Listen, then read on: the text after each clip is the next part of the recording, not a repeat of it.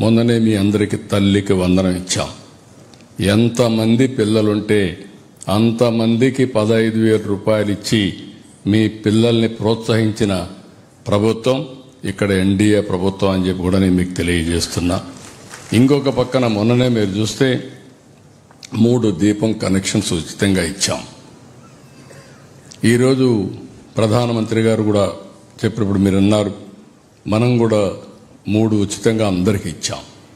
ఇంకొక పక్క నిన్నే ఉచిత ప్రయాణ సౌకర్యం, మీరు ఎక్కడికి పోవాలన్నా ఆర్టీసీ బస్సులో ఫ్రీగా మీరు పోయి రావచ్చు.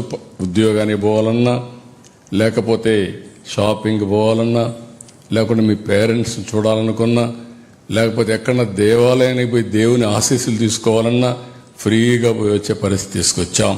అది ఈ ప్రభుత్వం పేదల పట్ల, మహిళల పట్ల ఉండే అభిమానం అని చెప్పి కూడా నేను మీకు తెలియజేస్తున్నా.